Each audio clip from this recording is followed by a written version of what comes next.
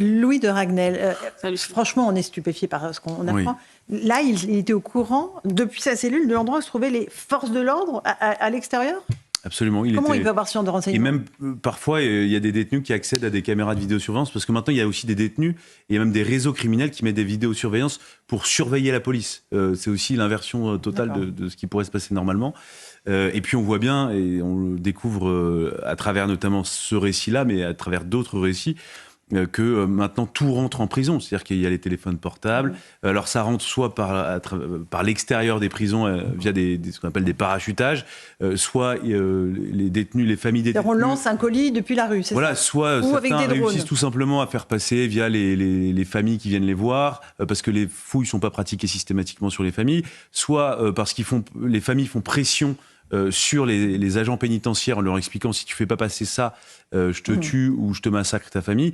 Ou encore, il faut le reconnaître aussi, il y a des cas de corruption où des agents pénitentiaires, contre de l'argent, font entrer des téléphones portables, surtout de la drogue. La drogue rentre aussi beaucoup via la corruption dans les centres de détention. On va écouter le témoignage d'Emmanuel, qui est un agent pénitentiaire, ancien officier, qui raconte qu'il a tout vu en prison. Il a même vu, dit-il, des détenus menacer leur grand-mère pour obtenir ce qu'ils voulaient. Écoutez ce témoignage.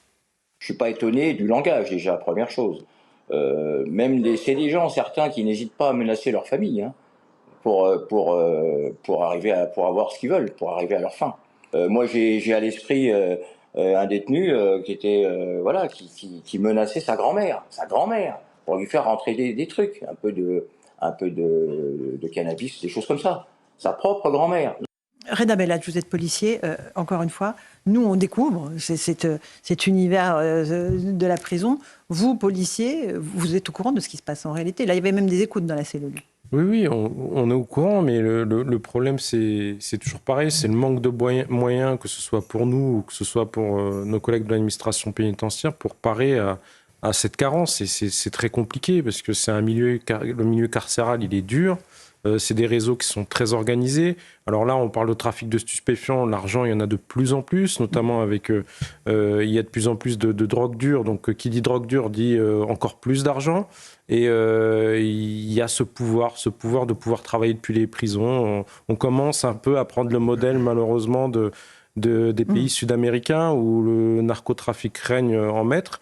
Et voilà, donc en France, maintenant, aujourd'hui, c'est le constat qu'on peut faire. Donc plus de moyens. Et comme vous l'avez dit tout à l'heure, c'était un peu ironique, mais c'est grave, c'est le télétravail. Télétravail. C'est une expression de William Molinier d'Europe 1 qui a dit « c'est le télétravail depuis la prison ». Je lui rends hommage. Mais François Pioni, on en est là. Ils continuent leur boulot depuis les on cellules. en est là. Ils continuent leur boulot. La police et la justice le savent, puisqu'il y a des écoutes. Ils récupèrent les écoutes, donc ils savent ce qui se passe et ce qu'il dit. Et de temps en temps, la police laisse faire en disant laissez-lui son téléphone, ça nous permet à nous de remonter des réseaux et de faire des enquêtes. Et donc on a du renseignement, c'est comme ça. Alors là, on verra bien si à un moment quelqu'un avait signalé qu'il avait autant de téléphones et qu'il passait des coups de fil. Mais en tout cas, tout le monde le savait. On parle de 9 téléphones. Voilà, mais tout le monde le savait. Téléphones portables. La prison le savait, la police le savait, qu'il avait des téléphones et qu'il continuait son business. Je répète, parfois, ça peut arranger la police de continuer à surveiller pour aller plus loin et attraper l'autre. Alors, vous demandiez comment il peut être informé. Comment ils peuvent savoir ce qui se passe avec les forces de l'ordre parce qu'il suffit qu'il y a des guetteurs qui les appellent en disant attention, à tel endroit, il y a un barrage. Moi, je me pose une question. Il y a des organisations, ce qu'on appelle mafia. Moi, je me pose une question. Eugénie Bastier. S'il n'a pas parlé de son évasion dans sa cellule, c'est peut-être qu'il se savait écouter. Et dans ce cas-là, s'il se savait écouter et qu'il continuait impunément à faire ses trafics, se sachant écouter, c'est vraiment une preuve qu'il n'avait aucune crainte de quoi que ce soit et d'une forme d'impunité totale et généralisée. C'est-à-dire qu'il pouvait continuer se sachant écouter, puisqu'il n'a pas parlé de sa tentative d'évasion. Il était donc prudent dans sa cellule. Éric Nolot. C'est ce qui ressort de l'article du Parisien et des enquêtes. Non seulement il pouvait continuer à gérer ses activités criminelles avec autant de facilité que s'il avait été en liberté, mais il était certain de son impunité. Il le faisait vraiment sans se cacher. Après, moi je trouve qu'il y a des zones d'ombre qui s'étendent de plus en plus loin. On nous l'avait présenté comme quelqu'un qui n'était pas un gros poisson, pas du menu fretin, n'exagérons pas, mais pas un gros poisson. Là, toutes les informations qui nous parviennent vont dans le sens contraire. peut-être que s'il n'a pas parlé de l'évasion, c'est peut-être pas lui qui l'a organisé. Est-ce qu'il s'est pas fait enlever plutôt que on va faire une tentative Les d'évasion? écoutes sont anciennes, ce qui est d'ailleurs plus accablant, parce que ça veut dire que tout le monde a laissé faire. Mais ce ne sont pas des écoutes qui datent de la semaine dernière ou d'il y a 15 jours. La prison de la santé. Donc exactement, c'était 2020 et 2023. Ah oui. Ce qui d'ailleurs repose une question très troublante depuis le début. Pourquoi les gardiens ont été exécutés pendant la prise d'assaut du fourgon, alors que ce n'était pas nécessaire? Moi, je trouve qu'il y a une affaire dans l'affaire, pas tomber dans la théorie du complot, mais à mon avis, on va avoir des révélations pendant l'enquête. Et s'il a été enlevé, en effet, on risque de ne pas le retrouver, puisqu'ils ne sont pas venus là pour le faire évader ou l'extrader, mais pour l'éliminer peut-être. François Pupponi. Non, c'est sûr qu'il y a un doute par rapport à ce qui s'est passé, y compris lorsqu'il est extrait du fourgon, on voit bien qu'il est un peu hagard. Enfin, il part pas en courant avec eux. Voilà, donc il y a effectivement quelque chose. D'ailleurs, c'est l'avocat le premier qui a dit attention, c'est peut-être un enlèvement, c'était une stratégie, mais il a tout dit tout de suite. Effectivement, s'il a été enlevé pour des raisons propres, parce qu'il avait à rendre des comptes à des voyous, on n'est pas sûr qu'on le retrouve. Enfin, peu de chance qu'on le retrouve vivant. Peut-être qu'il est déjà. Jean-Sébastien Ferjou.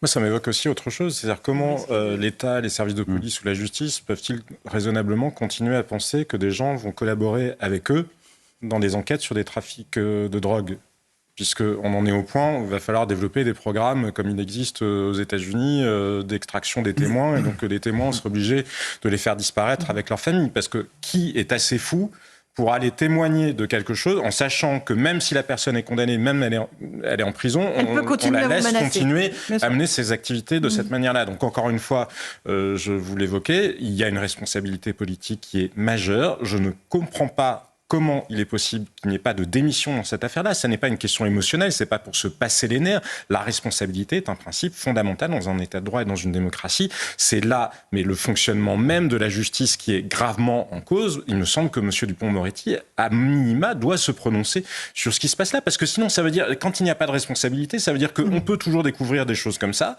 et ça continue. Et non seulement, mais ce n'est pas seulement que la situation continue, c'est que par ailleurs, ça dégrade profondément la démocratie, puisque les gens ne croient plus à rien. Comment voulez-vous croire à la puissance publique, à l'action politique même, si de toute façon, on fait des révélations de cet ordre-là, quelles conséquences? Et que rien ne se passe. Aucune.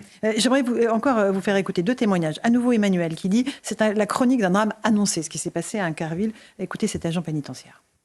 C'était chronique d'un drame annoncé, presque, parce que le fourgon la semaine dernière, parce que on n'a pas eu assez de personnel pour remplacer les forces de l'ordre qui faisaient ça depuis des années. Et puis c'est vrai que ils osaient pas trop les jeunes délinquants s'attaquer à un fourgon encadré de militaires, parce qu'ils savent que les militaires ils tirent. Et les pénitentiaires, voilà, le temps qu'on réfléchisse, si je sors mon arme, je vais t'emmerder, si je sors pas mon arme, je vais t'emmerder, boum, on est tué, on n'a même pas le temps de dire quoi que ce soit.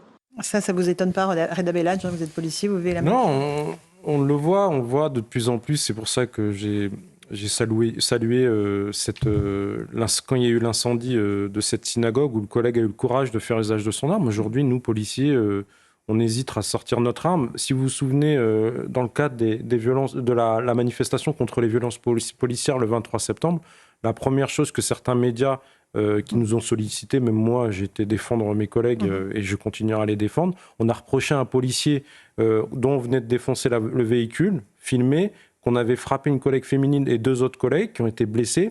On avait reproché au policier, le premier réflexe de certains médias, c'était de braquer les Black Blocs avec son arme de service. Mais voilà, il a eu du courage, ce collègue-là, parce que vous êtes jugé sur la place publique. Et aujourd'hui, pour utiliser son arme, il faut avoir beaucoup, beaucoup de courage, parce que souvent, le policier, on l'a vu dans l'affaire Naël, quand il a fait usage de son arme, il s'est retrouvé tout seul. Il n'y avait que son organisation syndicale, à savoir Unité, qui était là pour lui, et puis défendre et expliquer, pas le geste, mais expliquer que l'action de police, ou l'action comme l'a dit ce monsieur, cet agent pénitentiaire, sortir son arme aujourd'hui, c'est difficile pour nous. Bien sûr. Dernier témoignage, Pierre Botton, ancien détenu, qui dit que si on ne fait pas revenir rapidement l'autorité dans les prisons, eh bien ce seront les armes qui vont pénétrer dans les cellules. Écoutez-le.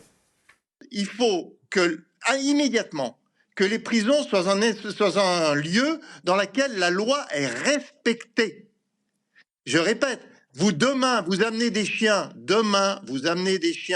renifleurs et vous savez où est la drogue et vous ne la faites pas rentrer. Première chose. C'est immédiat. C'est juste immédiat. Ça peut se faire demain.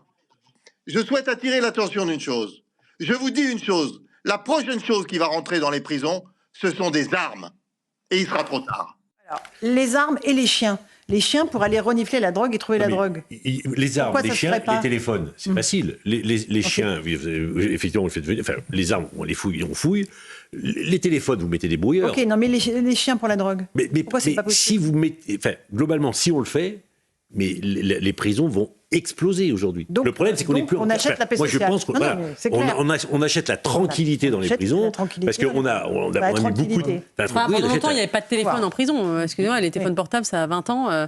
Comment on faisait avant? Non, il y a pas de il y avait des téléphones. C'est sûr. Près d'Appelage. Je ne sais pas si vous voyez les petites voitures là, de circuit. Nous, ça nous arrivait d'interpeller des gars qui revendaient ces objets-là et c'était prévu dans les prisons. C'était des téléphones de cette taille. Des voitures, en fait, des toutes petites voitures. Mais avant que. C'était il y a 20 ans, je vous parle. Hein. Oui, il y a 20 ans, ils utilisaient ces téléphones-là parce qu'ils étaient indétectables, en fait. Il suffisait de le planquer dans un orifice, tout simplement, et c'était indétectable pour nous. Maintenant, après, pour en venir à ce que vous disiez, il faut savoir que nous, déjà, policiers sur la voie publique, quand on interpelle l'individu, ça se passe vraiment mal parce qu'il essaye de prendre la fuite.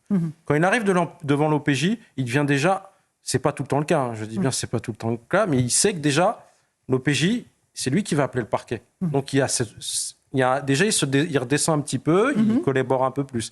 Et puis quand il est déféré, il se retrouve devant un juge, là déjà c'est pas la même musique. Mais une fois qu'il est condamné et qu'il se retrouve en prison, il n'a plus rien à perdre. Donc, et là, je pense que, et c'est là où il faut saluer le travail de mes collègues de l'administration pénitentiaire. Là, il faut faire à des individus qui sont soit des trafiquants, soit des délinquants sexuels, soit des individus qui ont commis un homicide ou un assassinat. Et il faut gérer ces gens-là. Et il n'y en a pas qu'un, il y en a plusieurs. Et alors, je vais pas dire, on va pas dire que la drogue, on est pour, mais il y a un moment où il faut se mettre à la place de l'action, que je parlais tout à l'heure de l'action de police, mais l'action des agents pénitentiaires, elle est difficile parce qu'eux, ils se retrouvent... si on voit dans les locaux, les gens ne savent pas, mais des fois, vous avez un surveillant qui surveille un couloir. Qui n'est pas armé. Et qui n'est pas armé. Et vous avez 4-5 individus, certains, c'est des colosses. Si ça part en vrille, si je puis dire, le collègue, il se retrouve tout seul. Donc, on ne peut pas tout contrôler sans armes, exactement. Terrible constat. Allez, on fait une petite pause. On se retrouve dans un instant. Dans Punchline sur CNews et sur Europe 1, on partira en Nouvelle-Calédonie. Qu'est-ce qu'a annoncé Emmanuel Macron? Est-ce que les violences, la tension va retomber ou pas? Je pense que le président va rentrer en métropole. On va faire le point avec nos envoyés spéciaux. À tout de suite.